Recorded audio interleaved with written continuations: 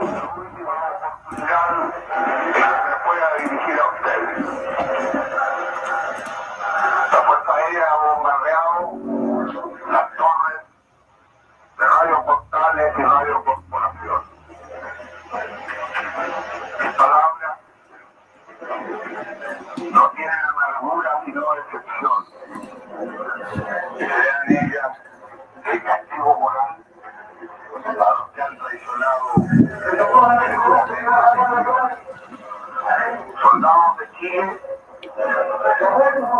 comandantes en jefe, titulares de cárceles, me dijo que se ha autodesignado. Hasta el señor Mendoza, general Rashford, que solo ayer manifestara su fidelidad y lealtad al gobierno ante estos hechos. Solo me acaba de decir a los trabajadores, yo no voy a renunciar. Colocado en un tránsito histórico, pagaré con mi vida la lealtad del pueblo. Y les digo que tengo la certeza que la semilla que entregáramos a la conciencia digna de miles y miles de chilenos no podrá ser cegada definitivamente. Tienen la fuerza, podrán avasallar, pero no se detienen los procesos sociales, ni con el crimen, ni con la fuerza. La historia es nuestra y la hacen los pueblos.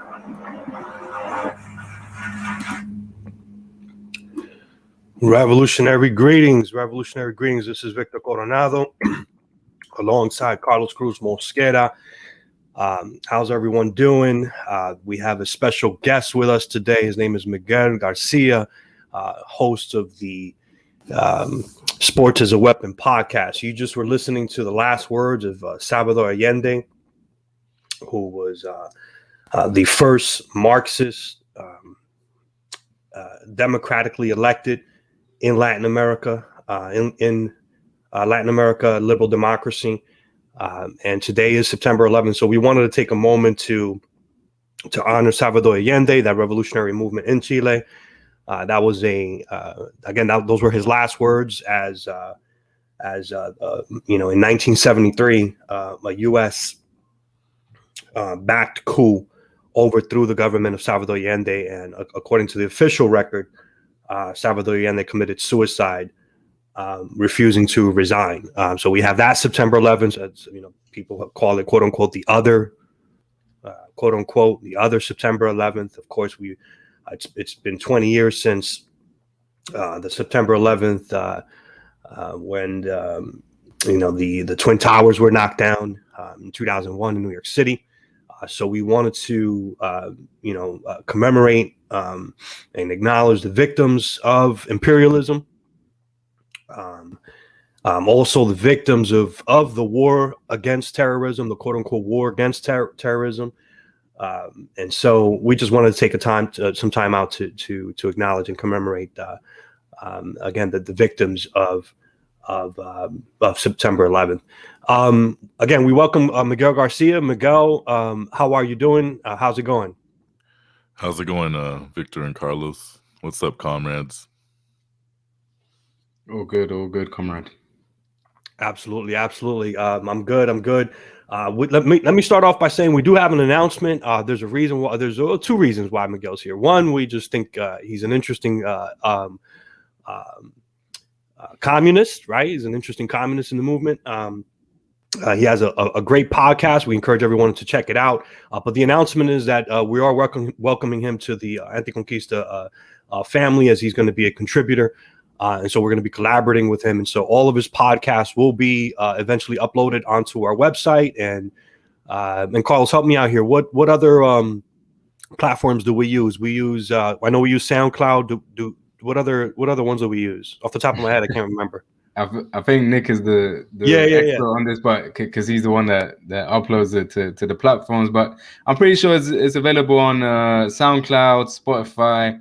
I'm not sure if we do Apple. Okay. Yeah, forgive us. We don't. Carlos and I really don't handle a lot of this technical stuff. I'm tech averse. I don't really do a lot of that stuff. You're on Google Podcasts too. Okay. I'll listen on there when you guys post the streams on the podcast feed. Yeah, absolutely. So just to give the audience, before we get into it, just a little background. So Miguel Garcia and I were following each other on Facebook. I just kind of sort of stumbled onto his podcast, and I just said to myself, this stuff is awesome. Like, I'm not because of time, I just don't have the time to watch sports like as I did when I was younger. But I am a football fanatic, American football fanatic, so I will watch football on Sundays.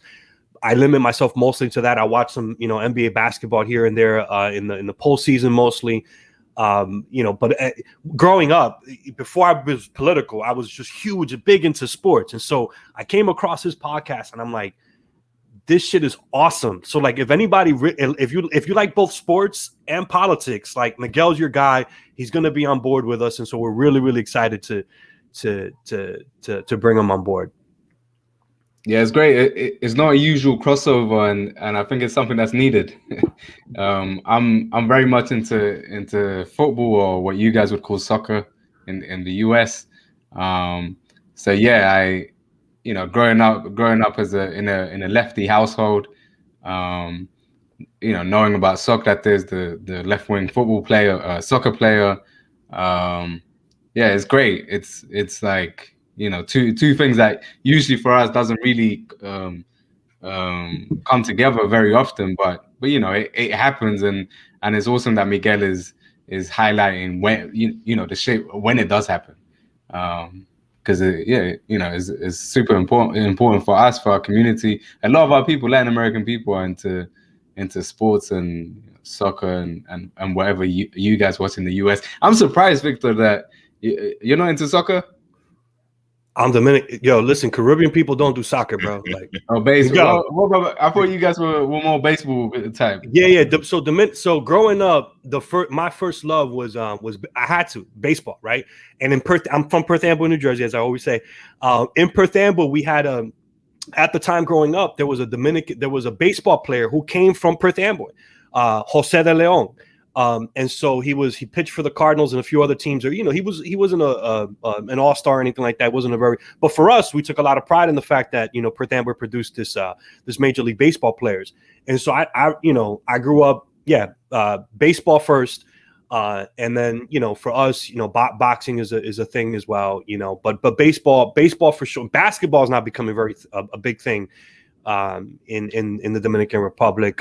Growing up, there was a guy by the name of Felipe Lopez, who the Sports Illustrated put all this undue pressure on him by putting on the cover of Sports Illustrated, calling him the next Michael Jordan. Of course, he never became the next Michael Jordan. There never has been another Michael Jordan. But he had an okay career. Wasn't an all-star or anything like that. But we took a lot of pride in claiming Felipe Lopez. But yeah, let's get right into it with Miguel. So Miguel, what made you start the podcast, and how did you come up with the name and the significance and the meaning behind the name? So the name I came up with a while ago, before it was a podcast. So this was maybe like 2014. It was even before Kaepernick started protesting, which was I think 2016. But it was while I was in grad school and shit. So I was trying to think of a project to do. And since I'm a big sports fan, but I'm also radical. At the time, I wouldn't say I was a communist. I was leftist, but now I'm a communist. So, but at the time when I came up with the name, I was kind of like, I don't know, I would just say I was a leftist pretty much at the time. I was still learning more at that time. But that's when I came up with the name, because first of all, I'm a sports fan, but I was also political, and I had just started organizing a lot, and this was in San Jose. I'm from Southern California, but I went to grad school at San Jose State, and there's a lot of comrades outside of school. There's, it's the Bay Area, so there's a lot of people doing organizing and stuff. So started doing that. But I met other people that like sports, but then there's a lot of people that hate it because of the capitalist part, which is obviously understandable. But there's a lot of contradictions and everything. That's how I kind of looked at it. Like I'm into sports, but if we're gonna mobilize people, this is one way to do it because it's just something that's very popular among the masses. So that was kind of when I came up with the name. It was kind of a play off of I guess there's this website. I don't even know if it still exists. It was called like History as a Weapon. I just like found it. And so I just kind of took the name from that, but added sports. But then I kind of just wrote on my it was like a website. I was writing on it for a little bit, but then I kind of stopped, got busy, but I didn't. Oh, here comes my cat. Your cat's trying to make a special appearance.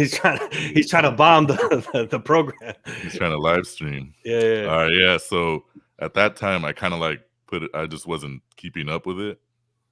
But I was always told, I wanted to keep it because I liked the idea and I wanted to one day keep doing something with it.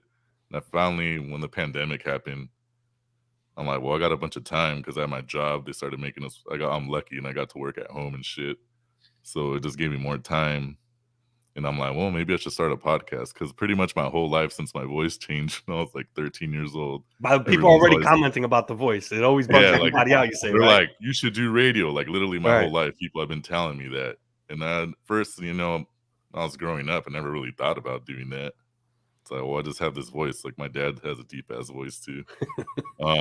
So that was like, well, maybe I'll do a podcast because I had thought about it before in the past, but don't know how to do it. You just gotta. And I just bought some equipment and I think I bought the equipment for like a month. I didn't do anything, and then one day I just kind of like, oh, I'm gonna do this. And I think I had to do something with COVID outbreaks, and it was also around the time last summer when the NBA was in that bubble and they did a strike. So I think that was my second episode or third episode. So I was already like planning to do something, and then that gave me the spark to let me just plug this in and just start talking. So I didn't have any experience at all. Like I was just podcasting on my own, didn't have any guests. I kind of stopped in September after like 6 episodes, took a break again. Then in January or February, I started up again. I was like, I need to have guests on my show, on my podcast, try to get some more people. And so at that time, I met some comrades on Twitter that have another podcast that talks about like the history of, it's like the political economy of sports. They kind of do like a history thing. They're from Canada. Shout out to Off Court Podcasts. And so I interviewed one of their co-hosts.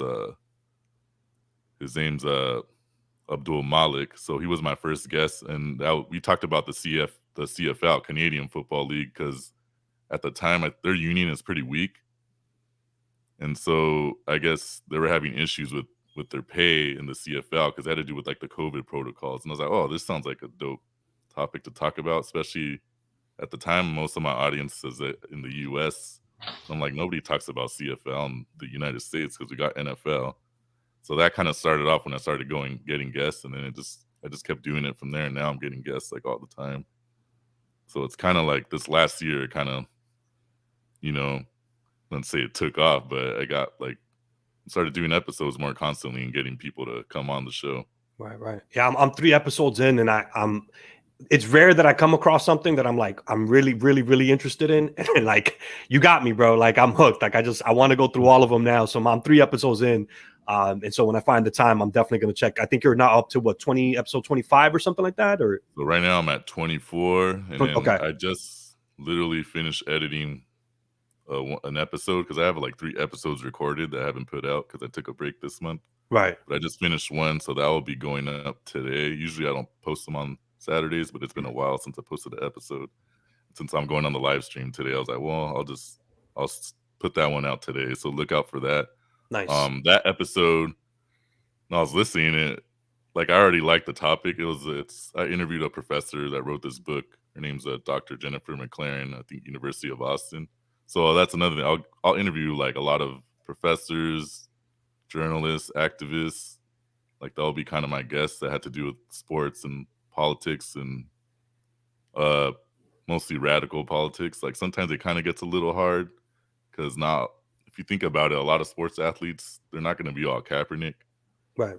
So sometimes it does, it doesn't get so communist and so radical on like a topic. But I feel like if it's political, it's important, especially because people like sports, and to get them interested in that. So that's kind of like another aim of me. And then even with my name of sports as a weapon, I kind of see it like the contradictions of sports.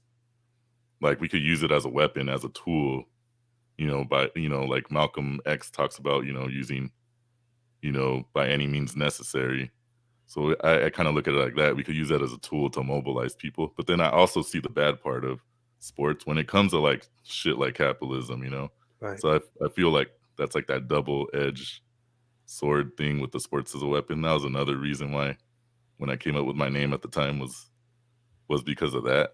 But with this latest episode, we get into like UFC, and she wrote a book about UFC and women and how the UFC uses like white feminism to kind of make themselves look like they're they're woke and shit. Right. And so she talks about that and critiques that, and then she talks about like the unionizing efforts that UFC fighters have been trying to do, a lot of stuff. So it gets really into the labor issues with UFC. They're still not MMA fighters are not unionized, right? That's crazy. No, they're not. That's crazy. And so this latest episode, she talks about this UFC fighter named Leslie Smith, and I guess she was trying to unionize people, and she started like some unionizing like organization group to try to like mobilize the fighters and sign union, little cards to try to unionize. But her contract wasn't renewed right before one of her fights was canceled, and it's pretty obvious it's because she was getting people, like she was talking about unionizing, So it's kind of like a Kaepernick situation. So I think she's at Bellator now. Like I'm not a huge MMA fan, but reading this book was really interesting and talking to this professor because they got into these labor issues and kind of like why UFC tries to portray itself as like a very woke organization when it comes to female fighters. But it's just it's a bunch of neoliberal shit like usual, which he gets into that too, into neoliberalism playing a factor in it. Like in their business model and with this whole that woke culture. So there's a bunch of topics in there, but that's the next one. And then the last one that I did was with Dr. Johanna Mellis, who's from this podcast, friends I met through podcasting. They're called The End of Sport. So they get into politics too. I know there's 3 co-hosts, her and then 2 other ones, Derek Silva and Nathan Colum Lamb, and they're both comrades. But their podcast they get more into academic stuff too, since they're academics. But their podcast is really good too, and so they get into these similar topics as well. But I interviewed Johanna Mellis from that podcast for my last episode, and she's a historian, and she does her research was on like Hungarian athletes during like when they're during the Cold War. And so she talks about how these Hungarian athletes would deflect to the West thinking it was better and a better sporting system. They thought they thought capitalism might be better, America might be better for them for their career. And then they get to the US and deflect and realize the system wasn't that great, and they actually missed the more communist sports system in Hungary. So that was a really dope topic to talk about. So that was the last episode. But I get into a bunch of different ones. And then as a Chicano, I've been trying to focus on Chicano and just Latino sports topics too. So I created like a little segment because I usually do interviews, and then I have these 2 segments, and one of them's Chicano sports history. So I started doing that, just finding random history on sports athletes that are Chicano. I'm probably going to start adding like other Latinos into it too, because I want to talk about, especially when you talk about baseball, not just Mexicans they love baseball, but we're not like Dominicans and Cubans, Venezuelans. There's way more of those players in the league. So I'm probably going to start doing that too. What's the favorite Mexican sport? Is it soccer? Yeah, it's probably soccer and then baseball and boxing. But basketball is getting pretty popular in Mexico too. And so that's kind of like a rising sport. Like I know in Oaxaca they love basketball. I'm gonna say something so terrible. This is a joke, by the way, but stereotypical joke. Why don't Mexicans go down? Like, why could you in boxing? They don't fucking go down. Like, what's that about? They don't go down. So one of my episodes, I did a Mexican style boxing episode, and that was with our guest we'll have tomorrow, Matt Stadillo. So he was one of the guests on that episode, and we talked about the history of Mexican style boxing, because I'm a boxing fan, but I'd say more casual, and Matt's like a hardcore boxing fan. Nice. Okay. So I had him on the show, and someone else as well, Rudy, his homie Rudy. So we were both on. I had both of them because they know they're boxing, and so it was like right before the last Canelo fight. But yeah, we get into all those topics in that episode. Nice. So something that's really random here in London. Usually like the majority of Latin Americans who live here are South American, Colombian, Bolivian, Ecuadorian. Ecuadorians, after Colombians are probably the larger Latin American community here. They love volleyball, but they have like their own kind of style. I don't know if they have their own rules too, but anyway, it's like a type of volleyball. And so you see in the most random places in London, at any park, you'll see them set up their volleyball pitch, and yeah, you just see like Ecuadorians playing volleyball everywhere. And I was thinking, like, as political people, maybe we should start thinking of going and talking to them and getting involved in that, and maybe organizing with them as well. Yeah, and that's how I kind of see this whole sports thing, because there is, people that are political that hate sports again because of the capitalist thing. But if we want to mobilize people, we got to go where what they do, what they like. They like sports, so it's just one tool we could use. And yeah, maybe that'd be a good ass idea. Just be talking to people playing volleyball and shit. But I've thought about doing something like that, creating a collective or something to do with sports, and we somehow organize people at sporting events or something. Or create our own teams. Create our own teams. I know when I was in San Jose, there was a Bay Area, some soccer clubs that people made, and they're communist soccer clubs. I forgot the name of it. But yeah, they were in the Bay Area. I don't know if they're still around, but this is back when I was there, like when I first moved there. Because right now I'm in Sacramento, but that was like 2014. I'd definitely be down if there's anybody in London that wants to create a communist football club. I'm down. I love playing football, but I mean soccer to you guys. But yeah, I recently got invited to go and play like in a Sunday league, and it was crazy. Like it was, this team.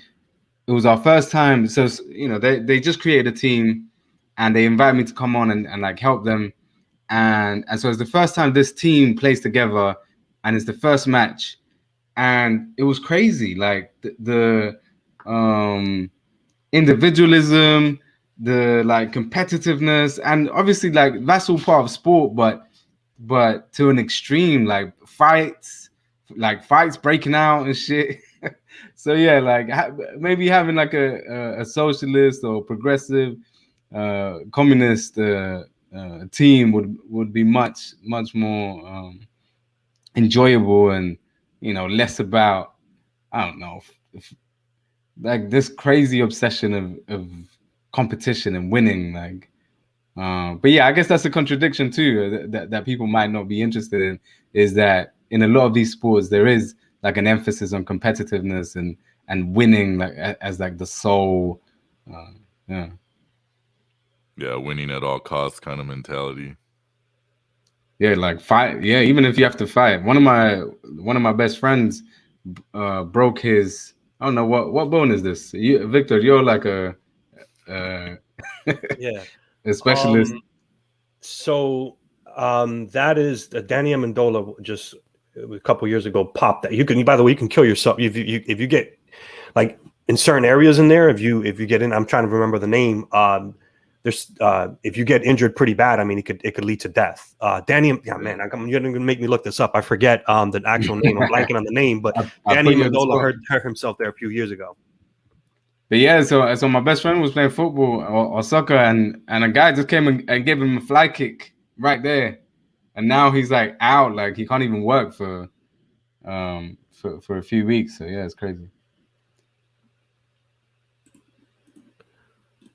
But yeah, talking about like socialist, I know I brought this up the other day when we spoke, Miguel, but like bringing up socialist teams or the possibility of socialist teams.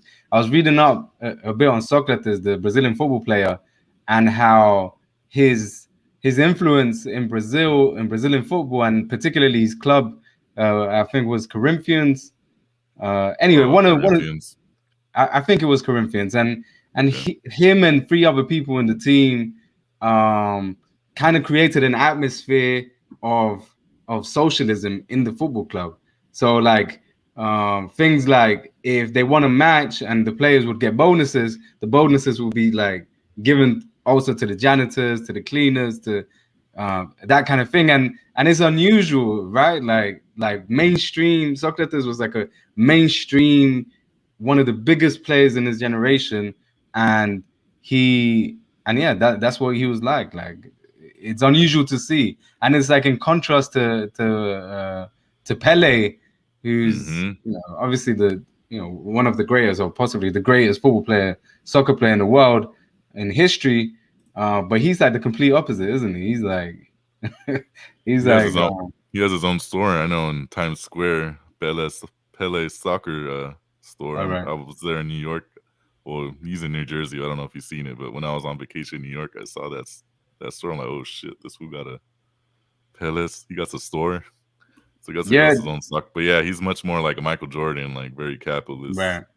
Right. And even during the dictatorship, where like the least you could do is just don't say shit, or like don't, as a football player, fine, you're apolitical, but don't say shit. And Pele was like meeting with the dictator, so he was like actively like involved in right wing politics, or at least like, maybe not actively involved in it, but like definitely showing support. It's crazy. And in contrast to Maradona, like Maradona, that's what I was about to say. He was a socialist.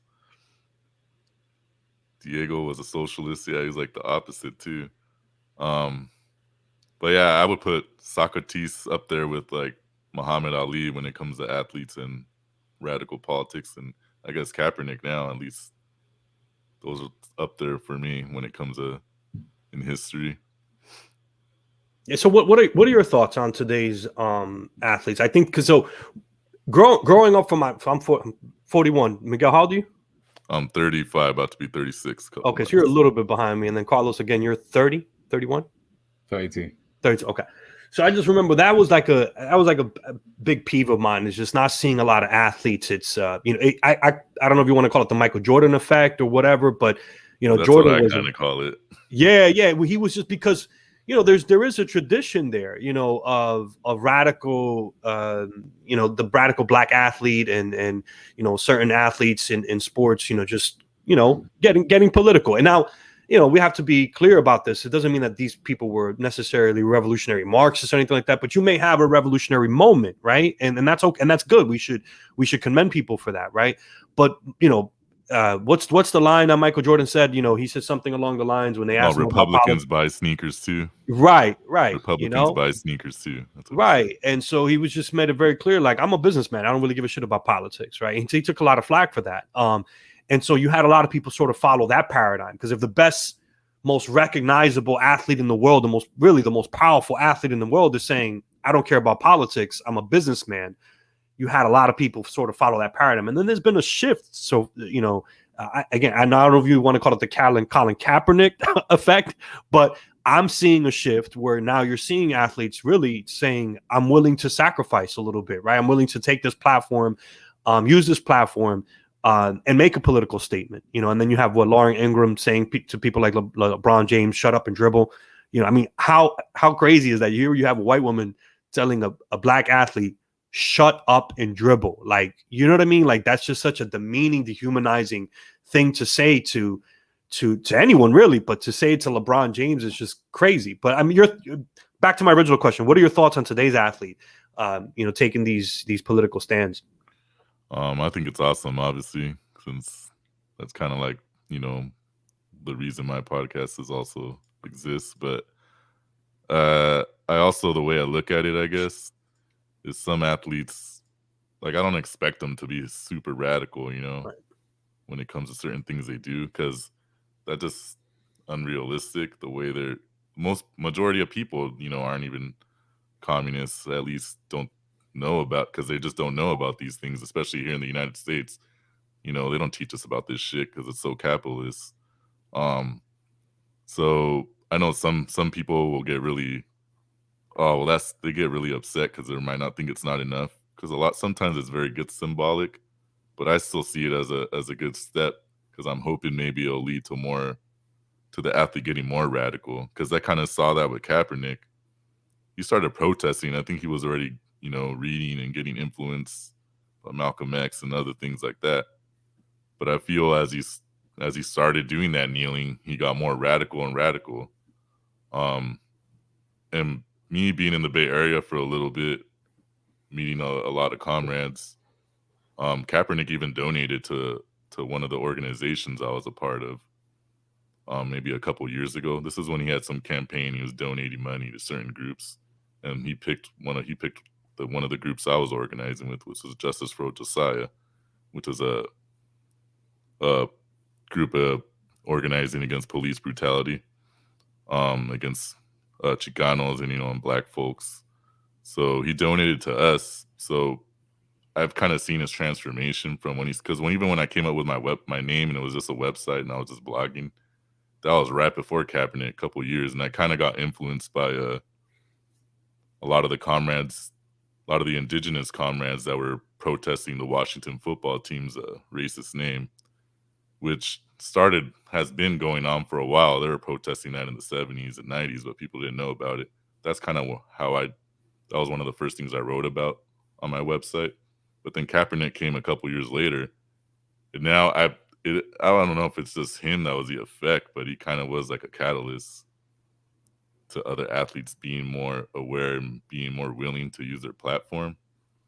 Like, even LeBron has grown in his politics, even though, he still gets very capitalist and liberal. He's a billionaire.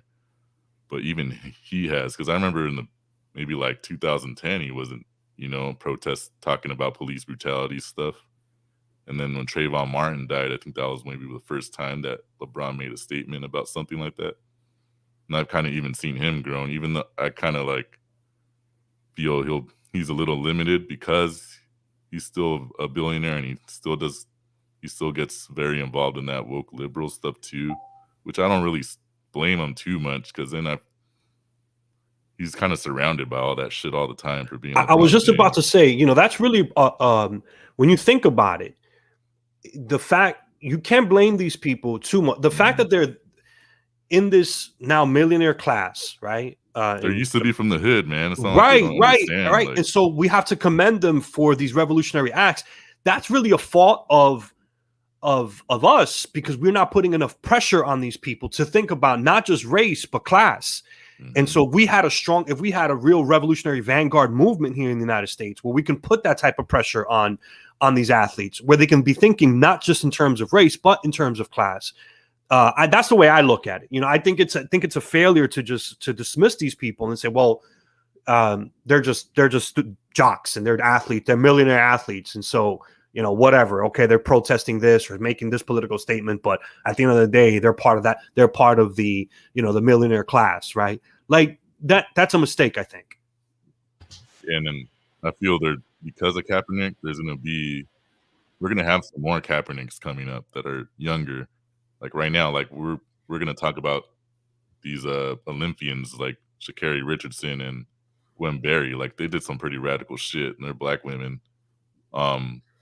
Did some pretty radical shit when it comes to sports. Like, Gwen Berry got suspended for raising her fist, not at the Olympics. I think it was 2019. She got suspended because she like put her fist up. And so I'm starting to see more people do shit like that, and I'm hoping they're gonna, get more radicalized, because I didn't see that before. And obviously, when I was much younger, I wasn't political, but I'd say since 2010, 2009 is when I started getting really more political. I don't remember seeing that back then. I listen in the 90s. I No, watched the sports in 90s the 80s and especially. 90s. You really didn't have much political activity. It just wasn't there. Even in the Yeah. 2000s, it just And wasn't. the only one in the 90s that did something radical that was pretty much like the original Kaepernick was NBA player Mahmoud Abdul-Rauf. That's right. And that's right. He changed his name. He was originally Chris, I believe Chris his name was Jackson. Chris Jackson. And he was, by the way, guy was a fucking baller. Like if you go watch him, like this wasn't no scrub. This guy was a fucking baller. Like he was like Steph Curry, dude, back then. He was a baller. The guy was a baller. And you saw as soon as he changed his name and stopped pledging for the flag, you saw a change in the way the coaches started playing him and stuff like that, and playing the way the minutes. It became a whole thing simply because he converted to Islam and because he refused to stand for the flag. Yeah, and then even before that, there's a former Chicago Bull 3-point shooter. He was a role player, Craig Hodges. Yeah, and he's pretty much it's happened kind of like Kaepernick. People just stopped signing him when he was like a free agent back then. I would also add, like, beyond the symbolic stuff, which is important too. Here in the UK, there's Marcus Rashford, a young soccer player who ideologically is probably far from a communist, and again, like, you can't blame them. They're not exposed to these ideologies, and maybe we don't expect them to ever really appreciate their ideologies because they are millionaires after all. But beyond the symbolic things that they do, Marcus Rashford, this is a 23, 24-year-old black man who has really taken the government of this country to task in terms of feeding working class people, underprivileged people, especially black people. So he actively pushes the government and to the point where they're forced to reverse policies in terms of, like, so for example, a very particular thing that he did during the lockdown was that so when kids get free school meals, kids from underprivileged backgrounds get free school meals in the UK, and during the summer holiday, which is 6 weeks, a lot of them might not be getting the nourishment that they would usually get at school. So Marcus Rashford was demanding that the government provide them free meals during the holidays as well. And they were like, no. And he kept pushing to the point where they were forced to reverse the policy, and they ended up giving those those free meals during the holidays too. And he would, like, set up food banks all around the country, or donate to the food banks around the country for working class, especially minority working class people. So it's not, some of these people, you wouldn't say they're revolutionary in terms of ideology. They're not communists or socialists, but they're doing something tangible, something material for working class people. So we can't dismiss them, and yeah, like you guys were saying, like, we should, if we organize ourselves, if we organize our communities in terms of political consciousness, we can further push them ideologically too, so that they can complement their actions, their tangible actions, to an ideology as well. But yeah, like, there's so many examples. Like, this is just one guy that we know of, but there's so many examples of sports people that do that kind of shit. One thing that I was looking at before coming on here as well is, I don't know if you guys have heard of Teofilo Stevenson. He was a boxer, Cuban boxer, maybe in the 70s or 80s. I'm not sure. I heard of him. I just don't know a lot about him. Yeah, and he was a great guy as well. Obviously Cuban, so Cuban people are very they're politically educated, so they understand the situation. They offered him the US. He was a great boxer. He would knock Like he would go to the Olympics and knock people out in the first round. He was like great, awesome boxer. The US offered him £1 million to fight some boxers in the US. £1 million in the 70s. $1 million, sorry, in the 70s. You know, he could have completely, you know, just gone to the US and lived the luxurious life with that money. And he said, what's $1 million when you got the love of 8 million Cubans?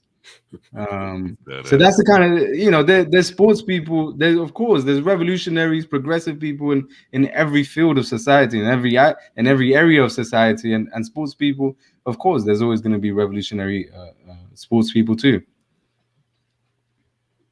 That's a great point. And again, I would go back to my point from earlier. It's really our job to push these people right into those movements. Can you imagine? I think Jackie Chan just recently came out and said that he's considering becoming a member, or will become a member of the Communist Party of China. Well, yeah, didn't he get a lot of? He did. I don't remember. He got a lot of shit for saying something that was very pro-China, and people. Well, no, I think he's considered. I think it was in the news. Hong I think Kong got all mad at him. Yeah. I think he's considering or has become a member of the. So why am I highlighting that? Can you imagine if LeBron James tomorrow just came out and said I'm a communist? Yeah, it's not going to happen. But I'm just saying, use your imagination, right? If something like that were to happen, can you imagine? You know, the impact that would have on our movement. Let's be real. The reality is, you know, somebody like him, when he comes out and says something, right? That has a trickle down effect, right? And so, like, you know, some people want to dismiss, and you know, and that's what's crazy is that like the real far right wing folks in this country, and even liberal folks, are really dismissing this man, you know, and basically making him appear like he's dumb, completely dumb and naive, or uneducated, or just, you know, because he didn't go to college or whatever. And the meme pages would go wild. So, you know, sorry, I'm just reading one of the comments. You know, Muhammad Ali. You know, somebody mentioned Muhammad Ali was the man, very smart and well-educated boxer, rarity. Somebody else said something about Muhammad Ali. I mean, think about what Muhammad Ali did. Think about what he was saying back then. You know, and the sacrifices that man made. You know, in the prime of his career. You know, you don't think that had an impact in the black community?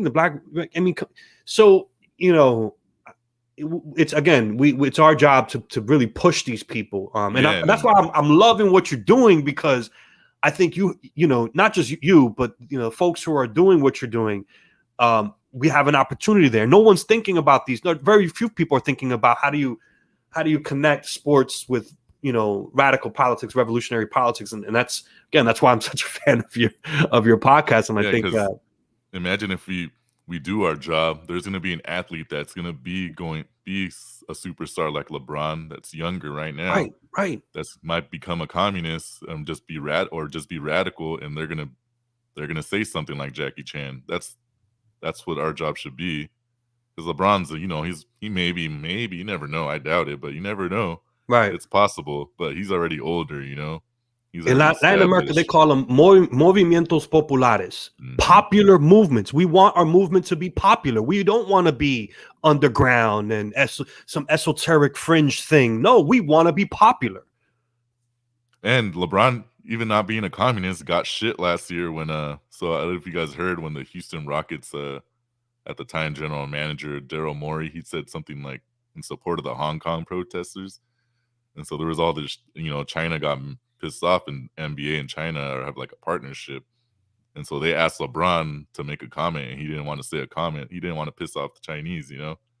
Good. He got a lot of shit from the right wingers and liberals. I saw that. He's not supporting the Hong Kong movement, which is a totally fabricated. And he's not even a communist, and they're fucking getting so mad at him. Right, so imagine if he was a communist. Right. And you know, our I guess we can call them colleagues over at the Gray Zone, because we're in some sort of I forget, we're some sort of, Nick has all the details, but we're some sort of network with the Gray Zone. You know, they've done a really good job of reporting on you know, how that whole situation is like fabricated. Like, you know, it's like a whole bunch of fabricated stuff that, you know, it's I believe it's the NED, the National Endowment for Democracy, that's over there, just, you know, and it's a whole thing, and you could untangle that by checking out the Gray Zone. But yeah, no, that's so that's the influence of China. And this is what I'm saying. We need to, folks need to be able to, and institutions need to be able to put the pressure on these athletes. But are there any? Give us like a nugget. Give us like something like, I don't know, something obscure, like something that you've come across that you're like, damn, this is fucking interesting and nobody really knows about it. I'm sure there's a whole bunch of stuff like that, but give us a few things that maybe people don't know about that you found interesting in your studies and your investigations. So I did an episode. This is going to be something with Chicano sports history that I found that I didn't know. So I interviewed this Chicano historian, Dr. Jose Alamillo, and he wrote this book on like the history of like sport, the Mexican sporting diaspora, and like how Mexicans in the U.S. and Mexico connected for all these sports networks they would do in like the 20th century. And so while I was reading his book, I find this little interesting nugget on this Chicano Mexican basketball player in LA. I believe he was born in Mexico, but he grew up in LA. Okay. So this book from Dr. Jose Alamillo, I want to say the title correctly. Deportes, the Making of Mexican Sporting Diaspora. So I'm reading this book, and there's a lot of good stuff in there about Chicanos and sports history. But there was this basketball player in the 30s, and his name was, I know his last name was Palencia, Jose Plasencia. That was his name, Jose Plasencia. And so he's this Mexican player in the 30s and 40s. He's like the best player in LA. And so when Mexicans on the U.S. side are making a sporting network with Mexicans in Mexico, a lot of times Chicanos will play for Mexico in like the Olympics, And so this guy played in the Olympics in 1936, and he led Mexico to the bronze medal. And I was like hella shocked, because as much as I'm a huge basketball fan, and like I said, it's growing in Mexico and like Oaxaca. But when you think of basketball and Mexicans like winning like an Olympic medal, people don't think about that. And I never even knew that happened. And this was in the 30s. Yeah, and this is in the 30s. That's and this crazy. is the Hitler Olympics. This is 1936, I believe. Yeah. And he got the bronze. Mexico won the bronze freaking medal in basketball. And like, I'm sure there wasn't as many teams back then competing, maybe because basketball is still very new, not maybe like 40 years old as a sport. But like, right. I thought that was freaking amazing. Like, what? Mexico got a bronze medal. And then a couple other nuggets I found out also in this book. So he also wrote about this tennis player named Pancho Gonzalez. That was really his name. Forgot his first name is right now, but the white people just started calling him Pancho because they're racist, and his name wasn't even Francisco. But he was like the best tennis player in the world from like 1952 to 1960 or something like that. And so I never knew about that. When I think of Chicanos and tennis, like I didn't think of, it's something I never really thought about. I haven't seen so many.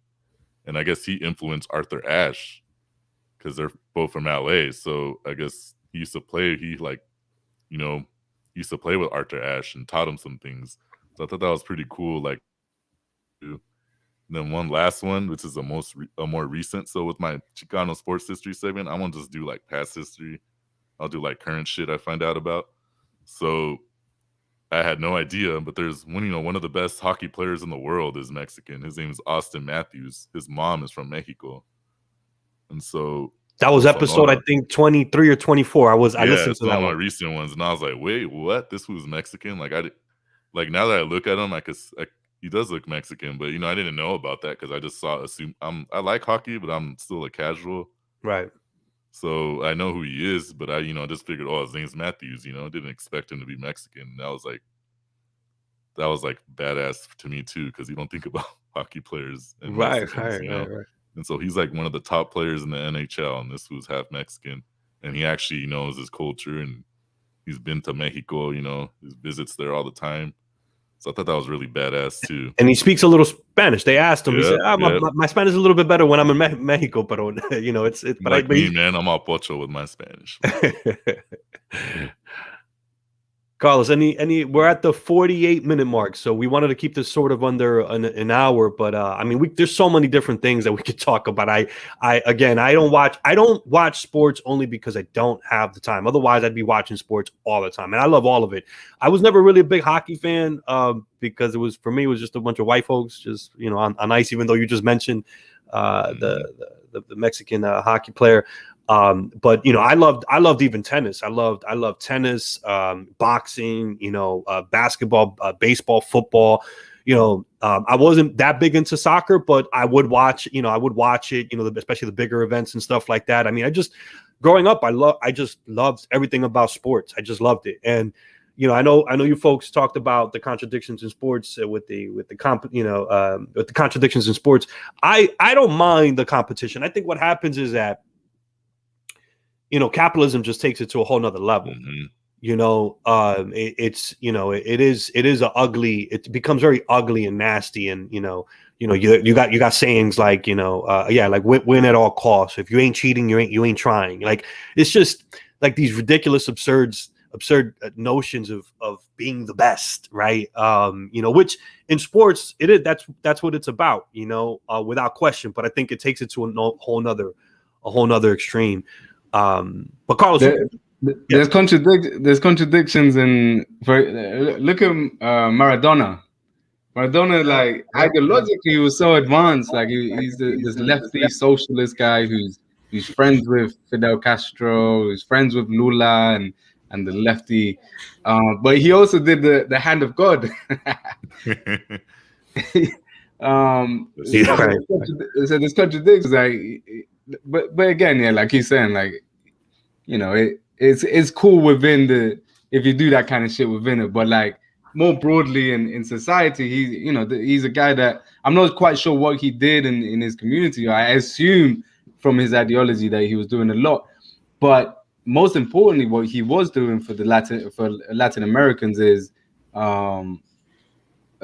giving this figure that is everybody idolizes, and showing that I'm with Fidel, I'm with the Cuban, I'm with Venezuela, I'm with that in itself. And we're talking about like the combination of like symbolic stuff that sports people do, and as well as tangible stuff that they do, and that for Latin Americans, that was like a huge symbolic significance what Maradona did in terms of it validates us. It validates us. Yeah. And it sucks because we shouldn't. It's just how the psychology of people, right? Of especially we're raised under these capitalist ideals and stuff like that. And so, for Maradona to say that Fidel Castro is good and the Bolivarian Revolution is good, like it sucks that we need that. But I'm gonna take it all day. Go ahead. That's good. That's a good thing. We shouldn't shit on that.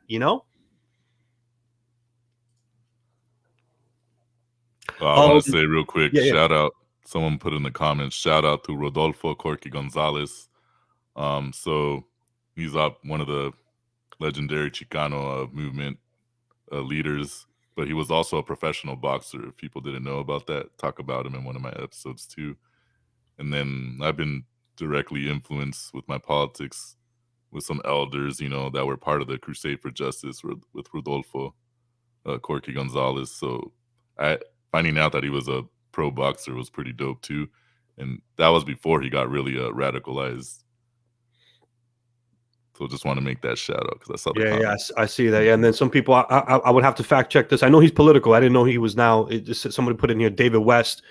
I'm presuming they're talking about the basketball player is now communist. And then someone put here again. I don't know if this is to be true. I'm going to say because I think it's interesting if it is true. After the armed uprising, the EZLN started their peace dialogues of San Andres while playing basketball. LOL. So I'll eventually look that up to see if I can fact check that. But if that was true, even if it's not true, it's funny. But if it is true, that's pretty awesome. Have you done? By the way, have you done anything against what's the doping agency? The WADA, World Anti-Doping Agency. Those people are pieces of. You know what? I mean, no, they're garbage. I haven't done anything specific specifically on them, but in one of the Olympic episodes when I talked about Sha'Carri Richardson getting suspended for smoking weed, and so she couldn't be in the Olympics. So I kind of talk about them. That would be a pretty good topic though to get into. I mean that happened recently, you know, and it was, and she's a fascinating individual, and you had that piece in there, man. That literally almost brought me to tears when I guess she had won an event or something like that. I don't know if it was a qualifying event or something like that, and then she said she let the world know my biological mother had just passed away, and the reporter was like, "Wait, what?" And she was like, "Yeah, my biological mother had just passed away, but I just want to let the world know I'm still, you know, I'm not paraphrasing. I'm still here. I'm doing this for my family." So she could just hear she's there. She's exhausted. You could hear her breathing heavy and stuff like that. And she's just pouring out her emotions. I mean, it really like that interview really humanized her. And it just, you know, to think that WADA, you know, I get it. Rules are rules, but it's fucking 2021, you know? Well, and then the bullshit was, so during the Olympics, I think I made a tweet about it, but there's this white feminist like cannabis organization called like Women Grow or something. It's very white. And I guess they had an ad with the soccer star from the U.S. women's Megan Rapinoe, and it was like an ad like promoting CBD and her using it, like endorsing it. I'm like, wait, yeah, CBD doesn't technically get you high, but it's still weed. And so they're promoting this shit on the Olympics, and she's the endorser, but obviously she's a white woman. But they suspended the black women for smoking like weed. That was just so stupid. Like now you could see that where race comes into a factor there on that one. Right. Talking about race as well, and during the Olympics, I remember when the gymnast, what's her name? The famous black American gymnast. Oh, Simone Biles. Mm-hmm. And she says that she wanted to take some time out, even though it was right during the Olympics when she was supposed to be on duty. But she wanted to take time out because she had some mental health stuff going on. And everybody, I remember that, the right wing journalist here, Piers Morgan, was like, "How dare you abandon your team? They're depending on you, blah, blah, blah." That same week, a British cricketer said the same thing. "I need to take time out because I've got, I need to deal with some mental health issue stuff." Silence. No one said anything. Not just silence, but good on him. Like, yeah, he should be. Yeah, poor guy. But yeah, that's the racism as well. Like when it's a white guy who wants to take a break to sort out his mental health, nobody bats an eyelid. And the consensus is that it's not only is she just a black gymnast, she's considered to be the best gymnast probably of all time. It's like, it's ridiculous that somebody like that would be the response. And it was bad. It was just, they even changed some of the rules in the Olympics, because I guess she did some like crazy move that no one's ever done and nobody could do except her. So they literally like altered the rules to make it easier for everyone else. I just remember, I don't know a lot of the details, but I've heard about that, which is insane. Yeah. It doesn't make any sense. So let me get this straight. So she's physically able to do something that no one else on the planet could do, and she's black. So let's change the ruals so we can make it easier for. It's like when they banned dunking in college back in like the 60s because the white guys couldn't dunk. Right. It's crazy. No, and the same thing with mental health. The same thing's been happening to Naomi Osaka too, and she's very political. She's starting to grow on that too, and she's getting the same shit. Like, I'm not aware of the situation, so enlighten me. What's the situation? So I believe it was the French Open a couple months ago. Naomi Osaka is like one of the top players in the world, if not the best. She's like the new Serena, at least to me. But I guess she quit one of the matches because she's just dealing with mental health and whatever, right? And she was getting a lot of shit for quitting when she's like the number one seed. And she just was in the U.S. Open, but then after she got eliminated after her second match, and she pretty much said like, "I'm just not into it right now. Like that's why I'm probably losing, because she doesn't really have the joy in playing anymore right now." And she's taking a break, but she's been getting a lot of shit for that. She got a lot of shit during the French Open. for doing the same thing as Simone Biles. Like, hey, I don't want to, I need to take a break. And they're like, oh, she doesn't want to, they're talking shit, saying she doesn't want to win bad enough and all this other crap. But that's also happened to her too. And what's her where she's from? So she's actually black Japanese, Haitian Japanese, but she's technically, I think she technically is from Japan. Like that's who technically because she was born there. Yeah, because she was born and raised there. Yeah, but her dad's Haitian and then her mom's Japanese. Fascinating. Yeah. Any other things we wanna put out there before we close? I mean, we're almost at the hour mark, but this has been. I know I can do this for a long ass time because I just I'll keep repeating it. I don't watch enough sports because I just don't have the time. But I absolutely love sports. I love everything about not everything. Let me just say I do love the competition. I love seeing, especially when you get to those elite levels, like. It's just crazy some of the things that human beings are able to do, right? Like you have to marvel at some of this stuff. Like when you get to a certain level of competition, you're talking about elite genetics. Like it is what it is. You know what I mean? Like you're talking about the best of the world competing against each other. I will say, before we get off, I do want to say, shout out to the Cuban athletes who were winning gold medals, who were winning all types of medals, and we're defending the Cuban Revolution, while being attacked, by the empire and this right-wing propaganda machine, and the Cuban American mafia, if you will. So shout out to them, competing at that level and succeeding and being defiant. Hell yeah, that was badass. When I think it was one of the wrestlers or boxers that did that, right? Well, a couple. One of them donated. So one of them is a wrestler, and his name escapes me, but he's won multiple gold medals. He was doing it even at a later stage. I don't think he's going to compete anymore because he's getting older now. He won another gold medal, and then he dedicated his gold medal to Fidel Castro. And then you had another one that I believe it was a boxer. Again, I apologize. I don't, off the top of my head, I don't recall his name. And during I think a semifinal match, went up and looked up into the crowd and said, "Patria y vida no, patria o muerte sí." And like he was just gangster about it. He just looked up into the crowd like, "What?" Like, you know what I mean? Like, like I'm repping this Cuban Revolution till I die. Like it was just real hardcore. He just, he had this look on his face like, "Yo, I'm not playing." Like that was amazing to see. Yeah, and it goes to show, because I think a lot of the time people think, oh, they're just like forced to say it. You could tell he was fucking passionate about what he was saying. He knew exactly what he was saying, why he was saying it. There was no, he wasn't coerced at all.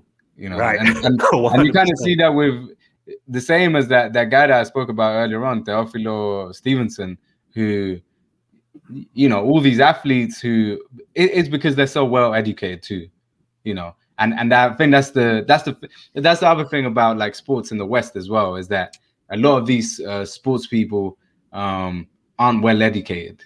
They're given scholarships and half scholarships here, but they don't really study properly. They're not really intellectually, there to grasp or understand the world around them. But the Cubans are the complete opposite. These are people who are both professional athletes and academics. Many of them studying economics, engineering, so and so, and always obviously within a socialist framework as well. So yeah, that's the big difference. Yeah, and if anyone has any podcast show ideas, let me know. So any listeners, comrades, any viewers, and I want to do something like on the Cuban baseball system or something like that one day too. That'll be dope. So if anyone knows a lot about that, wants to be a guest, hit me up. Absolutely. So I think we're going to close there. Miguel, thank you. Welcome to Anticonquista. I think you're gonna love it. I've been on board for a little over a year, and then again, I just keep saying, like, it just feels like home, feels like family. So I'm really, really excited to see your podcast develop. And again, for folks who haven't, checked him out, check him out. He's got a lot of amazing guests. Again, I'm only through at 3 episodes, but you can look. I guess the biggest the highest profile name you've gotten is Dave Zirin. A lot of people know I got who he is. Dave Zirin. So influence on me. He's one of the few guys that used to just was the only one writing about sports and politics. Right. He's influenced a lot of us that are doing it now. So yeah, I had him on like episode 18 or something like that. Yeah, shout out to him. I mean, he seems like, I guess he's more like liberal progressive, but he seems to be really good on a lot of issues, man. Yeah, and then he gets a lot of shit for being pro-Palestine, right? Especially because he's Jewish. Right. He has a new book coming out, actually, The Kaepernick Effect, which he sent me a book to read. So hopefully I'll be interviewing him for that in the future too. But it's pretty much about how Kaepernick influenced a lot of young people to protest. So I think that book comes out next week. So look out for that. Might be interviewing him in the future on that book. Nice. By the way, middle finger shout out to Colin Cowherd. Fuck you, Colin Cowherd. you racist piece of shit. You shouldn't be on air at all. You don't know what the fuck you're talking about. You're very inconsistent. I'm glad he got canceled before he was going to quit by ESPN. He said by the way, so if folks don't know, he had a very successful morning program on ESPN. He was about to leave anyways, but then he got canceled because he made a statement against Dominicans, really, against, and so, I'm not even going to repeat the statement. Folks can look it up, but he's a piece of shit. He's a racist. He's always been a racist. And so it took that for people to realize that he was a racist. How he has another program, I don't know, but it's because, again, probably because he's white, right? And if you watch his programs, by the way, there's somebody online who, man, I'm blanking on the Twitter handle, but they expose people like Mike Francesa, and they also expose people like Colin Cowherd, not only for their racism, but for their inconsistencies and the absurdities, both, again, on racial social issues and on their sports analysis. One day they say one thing, the next day they say another thing. But these people get, they get the platform, they get to say whatever they want, and nobody challenges on them. So fuck Colin Cowherd. I can't stand the guy. I just need to get that off my chest before we ended this program. But again, thank you and welcome once again. For folks watching at home, please like, please share, please subscribe, please tell your families, please tell your friends, please tell people to now check out Miguel Garcia on Anticonquista. Again, sports as a weapon. So peace to the audience. We thank you, folks, and until next time. Actually, tomorrow, check us out tomorrow. We're gonna have a great interview. 3 guests. We're gonna have Macedillo from Telejaguar. We're gonna have his lady. I don't know if it's Carena. It's spelled like Carena, so I'm gonna say I think it's Carena. Have you talked to her, Miguel? I don't know his lady, okay, but I think it's Carena. Okay, it's spelled like Carena, but maybe it's Carena. And then another person we're gonna have on is Danny Haifang, who's from the Black Agenda Report, who's a disciple, if you will, of Glenn Ford. And so we're really, really excited about that. So we'll see you folks tomorrow. Peace. Good afternoon. Take care, comrades. Later.